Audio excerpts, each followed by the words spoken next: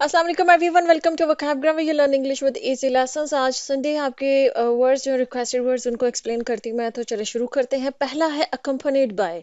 Prepositional phrase है और इसका मतलब होता है describes the situation where one thing is present along with another. देखिए, अकम्पनीड बाय हम यूज करते हैं इस फ्रेज को जब हमने कहना होता है कि एक चीज के साथ दूसरी चीज है, दो चीजें के साथ साथ, जैसे हम कहते हैं ना उर्दू में इसके साथ, ठीक है, या के साथ साथ। तो उस मीनिंग में अकम्पनीड बाय जो है वो यूज होता है। जैसे आपको सेंटेंस में समझ में आएगी, the beautiful sunset was accompanied by the sound of crashing waves. देखिए, आप समुद्र के किनारे पे खड़े हैं और आप जो है वो सनसेट देख रहे हैं। तो क्या हो रहा है कि सनसेट भी हो रहा है और जो वेव्स हैं उनकी साउंड भी आपको साथ साथ सुनाई दे रही है। आप सनसेट को भी देख रहे हैं, खूबसूरत सा सनसेट का नज़ारा है, और जो वेव्स हैं उनको देख रहे हैं, और वो उनकी जो क्रैशिंग जो आवाज़ होती है जब लहरें जो होती है एक दूसरे से टकराती हैं। ठीक, तो आप ये कह रहे हैं कि सन खूबसूरत सनसेट के साथ साथ मुझे जो है ना वो खूबसूरत आवाज़ जो है वो लहरों के टकराने की सुनाई दे रही थी। तो के साथ जो होता है ना उसके लिए हम अकम्पनीड बाय जो है वो यूज करते हैं कि दो चीजें एक दूसरे के साथ है। ठीक है, इसी तरह से जैसे the CEO entered the board room accompanied by his trusted advisors. कि जो सीईओ है वो बोर्ड रूम में जब एंटर हुआ तो उसके साथ उसके जो ट्रस्टेड कहते हैं, मतलब जो उसके काबिले एतबार है, भरोसे वाले जो है, तो जो उसके भरोसे वाले एडवाइजर्स थे वो अपने एडवाइजर्स के साथ जो है वो बोर्ड रूम में एंटर हुआ। ठीक है, तो के साथ अकम्पनीड बाय, मतलब एक जो इंसान है वो किसी दूसरे के साथ एंटर, तो अकम्पनीड बाय हुआ। ठीक है, तो आई होप कि अकम्पनीड बाय जो है वो समझ में आ गया है। नेक्स्ट हमारे पास वो है जी फिफ्थ। फिफ्थ जो है ये नाउन है। अच्छा, ये वर्ड पुराना है, हिस्ट्री में यूज होता था, आजकल नहीं इतना ज्यादा यूज होता। और इसका मतलब होता है कि piece of land granted by a law to a vessel in exchange for loyalty and military service. जो कि पुराने जमाने में जो लैंडलॉर्ड्स होते थे ना, बड़े बड़े जिन जागीरदार, वो क्या करते थे कि अपने जो लॉयल लोग होते हैं जो उनकी खातिर जो है उनको मिलिट्री सर्विसेज देते हैं, या किसी किस्म की कोई भी जिसको कहते हैं ना कि लॉयल्टी शो करते हैं, उनके कोई काम करते हैं, उनके वफादार रहते, तो अपने वफादारों को ना वो जमीनें दिया करते थे। ठीक है, तोहफे के तौर पे, मतलब तोहफा नहीं समझ ले, मतलब उनकी जो सर्विस होती थी, जैसे उनकी खातिर वो लड़ते थे या उनके खातिर जो भी वो काम करते थे, तो उसके रिटर्न में उनको इनाम के तौर पे जो जमीनें मिलती थी ना उनको, उसको फिफ्थ बोला जाता था। तो इसका सेंटेंस है, the king distributed fiefs among his loyal nobles as a reward for their service on the battlefield. ठीक है, कि जो बादशाह है, जो भी बैटलफील्ड के अंदर मैदान जंग में जो उसके लॉयल लोग थे जो लड़े उस बादशाह की खातिर, तो फिर बादशाह ने क्या किया, उसने अपने उन लॉयल लोगों को, उन भरोसे वाले लोगों को उसने जो है फिफ्स दी। फिफ्स मतलब उनको जमीनें दी उसने इनाम के तौर पे। ठीक है, अच्छा जी, रिवॉर्ड के तौर पे। नेक्स्ट है जी ग्रेजुअली। ग्रेजुअली अभी मैंने वीडियो बनाई ना जिसमें मैंने आपको मोस्ट इंपॉर्टेंट जो एडवर्ब्स हैं उनको एक्सप्लेन किया, तो उसके नीचे किसी ने ग्रेजुअली को भी मेंशन किया जो मैं उस लिस्ट में डालना भूल गई थी। अच्छा कि आपने मेंशन किया, ग्रेजुअली भी जाहिर बात है बड़ा इंपॉर्टेंट एडवर्ब है, और ये बहुत हमारी जो है वो मतलब एवरीडे जो कन्वर्सेशंस होती हैं इंग्लिश में बहुत यूज होता है ग्रेजुअली। क्या मतलब है ग्रेजुअली का? ग्रेजुअली का मतलब है एडवांसिंग और progressing slowly over time, happening little bye little. Aahista Aahista किसी चीज का ग्रो करना, एडवांस करना, प्रोग्रेस करना, मतलब किसी चीज में अगर तरक्की आहिस्ता आहिस्ता हो रही है या कोई तब्दीली आहिस्ता आहिस्ता हो रही है, एक्चुअली इसको समझ लीजिए आहिस्ता आहिस्ता, इसका जो ग्रेजुअली का मतलब है। अब वो कोई भी चीज अगर आहिस्ता आहिस्ता हो रही है, वो एक टाइम ले रही है और टाइम के साथ स्लोली स्लोली कोई चीज हो रही है, तो वो ग्रेजुअली हो रही है।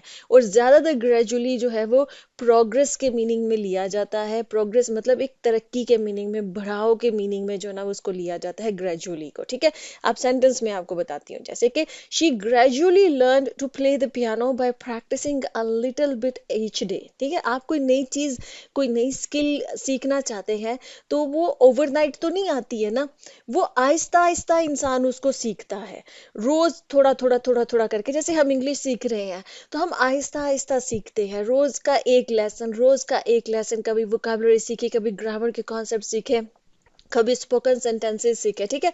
तो ग्रेजुअली आप इंग्लिश सीख रहे हैं, तो इसका मतलब है कि वक्त के साथ साथ स्लोली स्लोली आप एक चीज को लर्न करें। तो उसने पियानो कैसे लर्न किया? ग्रेजुअली, आहिस्ता आहिस्ता लर्न किया, ठीक है। इसी तरह से the old house gradually deteriorated over the years due to neglect. अब जो घर है, अगर उसको निग्लेक्ट कर दिया जाए, मतलब उस पर ध्यान ना दिया जाए, तो क्या होगा? वो आहिस्ता आहिस्ता डिटेरियोरेट हो जाएगा। डिटेरियोरेट का मतलब ये होता है कोई चीज खस्ता हालत में चली जाए। जाहिर बात है उसका पेंट खराब होगा, उसकी दीवारें खराब होंगी, उसके दरवाजे, जो भी उसकी जो एक घर की होती है, तो वो आहिस्ता आहिस्ता घर क्या होता है? वो डिटेरियोरेट हो जाता है, वो खस्ता हालत में चला जाता है, ठीक है। तो ग्रेजुअली का मतलब है कोई चीज आहिस्ता आहिस्ता हो रही है और टाइम ले रही है। अच्छा जी, नेक्स्ट हमारे पास है वो है जी एब्रेशन। एब्रेशन जो है ये नाउन है और इसका मतलब है अ departure from what is normal, usual और एक्सपेक्टेड। देखिए, हर चीज के बारे में एक नॉर्मल सेट होता है। जैसे हमारे बिहेवियर के बारे में, हम जब काम रहते हैं, ये नॉर्मल बिहेवियर होता है हमारा। लेकिन इस बिहेवियर में अगर तब्दीली आ जाए और कुछ ऐसी चीज हो जो कि नॉर्मल नहीं है, नॉर्मल से हटकर, या जिस चीज की उम्मीद नहीं होती उस उम्मीद से हटकर कोई चीज हो रही हो, तो उसको एबरेशन कहते हैं। जैसे कि स्टॉक एक्सचेंज है, उसके बारे में एक्सपेक्टेशन है कि वो इतने पॉइंट्स पर रहेगी, लेकिन एकदम से उसमें ड्रॉप आ जाए, या एकदम से उसमें जो है ना वो पीक आ जाए, ठीक है। तो ये जो नॉर्मल से या एक्सपेक्टेशन से कोई चीज एकदम से परे हट जाए ना, तो उस परे हट जाने को, उस चीज को एबरेशन कहते हैं, ठीक है। जैसे हवा राम राम से चले, एकदम से हवा तेज हो जाए, पर एकदम से हवा बंद हो जाए, मतलब नॉर्मल से कोई चीज जो है ना, या जो एक्सपेक्टेशन होती है, जो हमने नॉर्मल जो सोचा होता है, या यूजुअल जो होता है, जैसे कोई, ठीक है, उसमें कोई एकदम की अचानक की जो तब्दीली होती है, उससे कोई चीज जो है ना वो परे हट जाए, उसमें चेंज आ जाए, अनएक्सपेक्टेड चेंज आ जाए, तो उसको एबरेशन कहते हैं, ठीक। अब सेंटेंस क्या है? The political candidate's controversial statement was seen as an aberration from the party's usual narrative, ठीक है। हर पॉलिटिकल पार्टी का अपना एक नैरेटिव होता है, जिस नैरेटिव की बुनियाद पर बयानिया, जिसको उर्दू में बोला जाता है, उस नैरेटिव या उस बयानिया की बुनियाद पर वो पॉलिटिकल पार्टी जो है वो वोट गेन करती है। वो कुछ भी हो सकता है, लेकिन अगर कोई स्टेटमेंट ऐसा, उस पॉलिटिकल पार्टी का कोई वर्कर या कोई कैंडिडेट वो कोई ऐसी स्टेटमेंट दे दे, कोई ऐसी बात कर दे कि जो उसका जो नॉर्मल यूजुअल जो भी उसका नैरेटिव है उसके ऑपोजिट हो, तो फिर इसको क्या कहेंगे? इसको एब्रेशन कहेंगे। मतलब जो चीज यूजुअल है, नॉर्मल है, जो एक्सपेक्टेड है एक पॉलिटिकल पार्टी से, अगर उससे हटकर वो कोई बात कर रहा है या कोई काम कर रहा है, वो पार्टी कर रही है, तो फिर वो हट गई है, वो नॉर्मल से हट गई है, वो अपने उस स्टांस से हट गई है, ठीक है। तो वो एब्रेशन है, हट जाना, परे हट जाना, ठीक है। इसी तरह से certain outpost was an aberration from his usually calm demeanor। मतलब यूजुअली उसका नॉर्मल बिहेवियर क्या है कि वो काम रहता है। कोई भी इंसान है, ठीक है, किसी भी इंसान के बारे में बात करें कि एक तो लोग होते हैं ना जिनको जरा जरा सी बातों पे गुस्सा आता है, उनका नॉर्मल ये है कि वो जरा जरा सी बातों पे गुस्सा करते हैं। अगर वो किसी दिन काम बिहेव करने लग जाए तो ये उनका एब्रेशन है। और एक इंसान जिसका नॉर्मल ये है कि वो हमेशा काम रहता है, लेकिन उसको एकदम से अचानक से गुस्सा आ जाए, वो आउटबर्स्ट कर दे, तो फिर वो एब्रेशन है, ठीक है। तो जो किसी का भी नॉर्मल है ना, जो कि उसका यूजुअल है, एक्सपेक्टेड है, उससे उससे कोई चीज हट रही है, तो फिर उसको आप एब्रेशन कहेंगे, ठीक है। आई होप कि एब्रेशन मैंने क्लियर कर दिया है। अच्छा जी, नेक्स्ट हमारे पास वो है जी इनिमिकल। इनिमिकल जो है ये एडजेक्टिव है और इसका मतलब होता है describe something that is harmful, adverse और हॉस्टाइल टू समवन और समथिंग एल्स। हम इसको इनिमिकल को, अगर मैं आपको एक वर्ड दूं ना, तो उसको कह लीजिए नुकसानदेह, ठीक। कोई भी चीज जो किसी दूसरे इंसान के लिए या किसी दूसरी चीज के लिए हार्मफुल है या हॉस्टाइल है, उसको मतलब उसके अंदर कोई दुश्मनी है या उसके लिए नुकसानदेह है, ठीक है, तो वो इनिमिकल है। नुकसानदेह के मीनिंग में जो है ना, हार्मफुल के मीनिंग में इसको जो है ना समझ लीजिए, इस वर्ड को, ठीक है, याद कर लीजिए कि कोई चीज किसी दूसरे इंसान के लिए हार्मफुल है या किसी दूसरी चीज के लिए हार्मफुल है, तो वो चीज इनिमिकल कहलाएगी।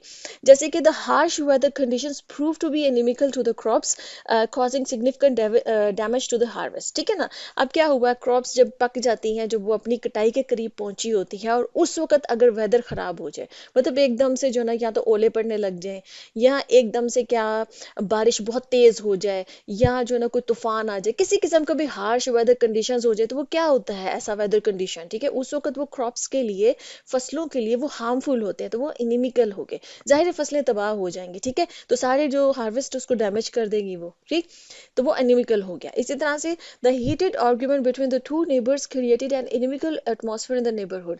क्या हुआ कि दो नेबर्स के दरमियान में जब लड़ाई होती है तो क्या होता है, अगर लड़ाई बहुत ही एक्सट्रीम किस्म की हो जाए तो उससे जो नेबरहुड होता है उसमें एक बड़ी हॉस्टाइल किस्म की जो ना एक दुश्मनी वाली जो है वो एनवायरनमेंट क्रिएट हो जाती है। तो वो कौन सी एनवायरनमेंट होगी, वो इनिमिकल एनवायरनमेंट होगी, मतलब दुश्मनी वाली, जिसमें नेगेटिविटी बहुत ज्यादा है, एक हार्मफुल सी नुकसानदेह वाली जो है ना वो एटमॉस्फेयर क्रिएट हो गया, ठीक है। तो इनिमिकल इन दोनों सेंसेस में इस्तेमाल होता है। अच्छा जी, नेक्स्ट हमारे पास वर्ड है वो है जी सप्लांट। सप्लांट जो है ये वर्ब है, इसका मतलब होता है to replace or take the place of something or someone, especially in a gradual and subtle manner. कोई चीज किसी दूसरी चीज की जगह ले रही है, लेकिन आहिस्ता आहिस्ता, देखिए यहाँ पे ग्रेजुअल वर्ड आया ना, आहिस्ता आहिस्ता, ठीक है, स्लोली स्लोली एक चीज किसी दूसरी चीज की जगह ले रही है, तो वो सप्लांट है। इसको आप टेक्नोलॉजी में भी जो ना वो अप्लाई कर सकते हैं। इसका जो सबसे मतलब मतलब अच्छा इसको समझना इस वर्ड का मीनिंग हो तो आप टेक्नोलॉजी, क्योंकि जो नई टेक्नोलॉजी है वो पुरानी टेक्नोलॉजी की जगह लेती जा रही है, तो वो सप्लांट कर रही है उसको, मतलब उसको रिप्लेस कर रही है, ठीक है। जैसे सेंटेंस में the invention of digital cameras eventually supplanted traditional film cameras in the photography industry. देखिए, जितनी भी मूवी मेकिंग में जितनी भी ये नई एडवांसमेंट्स आ रही हैं, ये फोटोग्राफी में जितने भी डिजिटल कैमरास जब आए, तो जो ट्रेडिशनल फिल्म कैमरास होते थे उसको उसने क्या किया, सप्लांट कर दिया, मतलब रिप्लेस कर दिया। हर आने वाली टेक्नोलॉजी जो है ना वो पिछली टेक्नोलॉजी को सप्लांट कर रही है, मतलब उसको रिप्लेस कर रही है। जैसे इसी तरह से एज टेक्नोलॉजी एडवांसेस, जूं जूं टेक्नोलॉजी जो है वो मतलब तरक्की कर रही है, आगे बढ़ रही है, रोबोट्स में eventually सप्लांट humans in certain types of manual labour. मतलब ये एक्सपेक्ट किया जा रहा है और अब हो भी रहा है। अब एक्सपेक्ट क्या करना है, अब तो ये प्रैक्टिकली हम इर्द गिर्द देख रहे हैं, ये हो रहा है कि रोबोट्स क्या कर रहे हैं, मशीन्स क्या कर रही हैं, वो इंसान का जो ह्यूमन लेबर है, मैनुअल लेबर, जो काम पहले इंसान हाथों से करते थे, जहाँ पर इंसानों को जो है वो एम्प्लॉय किया जाता था, अब वहाँ पर रोबोट्स को एम्प्लॉय किया जा रहा है। अब रोबोट्स वो काम करने लगे, तो जो जो टेक्नोलॉजी आगे बढ़ती जाएगी, इंसानों को रोबोट्स जो है वो सप्लांट करते जाएंगे, मतलब कि रिप्लेस करते जाएंगे, वो काम अब रोबोट्स करना शुरू कर देंगे, ठीक है।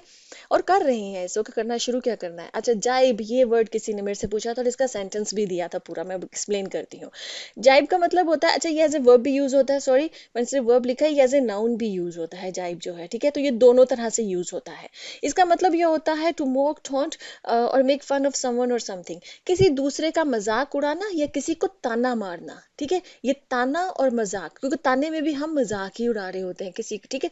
तो किसी का मजाक उड़ाना या किसी को ताना मारना जो होता है ना, उस सेंस में जो है वो इस्तेमाल होता है। अच्छा, आप मजाक और ताना एज ए नाउन जब यूज करेंगे तो ऐसे ही होगा, और मजाक उड़ाना या ताना मारना तो फिर एज ए वर्ब ये यूज होगा, ठीक है। तो ये वर्ब के तौर पे भी यूज होगा, नाउन के तौर पे भी। अब उन्होंने मुझे जो सेंटेंस दिया था वो ये दिया था, यू टुक अ जाइब एट मी। यू टुक अ जाइब एट मी का मतलब ये होता है तुमने मुझे ताना मारा है, अगर इसका मैं बामुहावरा तर्जुमा करूँ, ठीक है। मतलब कहने का मतलब ये है कि तुमने जो है ना कोई ऐसा रिमार्क मुझे मुझे मतलब मेरे पे पास किया है, कोई ऐसा तुमने जुमला बोला है जिसमें कि इम्प्लाइड था एक टॉन्ट, मतलब तुमने एक टॉन्ट किया है मुझे, या तुमने मेरा मजाक उड़ाया है, ठीक है। तो मतलब इसको बामुहावरा अगर तर्जुमा करें तो होगा कि तुमने मुझे ताना मारा है, यू टॉन्ट मी, ठीक है।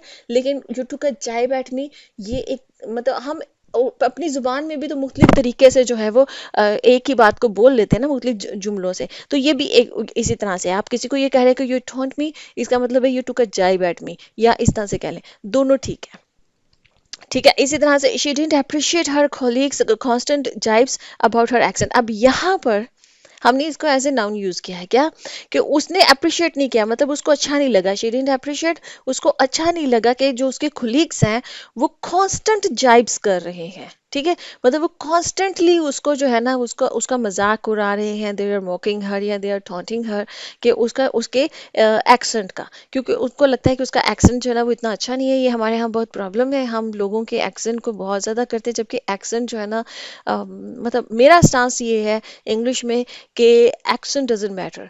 आप अपनी प्रोनाउंसिएशन पे और अपनी फ्लुएंसी पे जो है ना वो बस उस पर तवज्जो दीजिए, क्योंकि एक्सेंट जो है वो हर रीजन में जाकर चेंज हो जाता है। जितने भी नेटिव इंग्लिश स्पीकर्स हैं उन सब का सेम एक्सेंट नहीं है।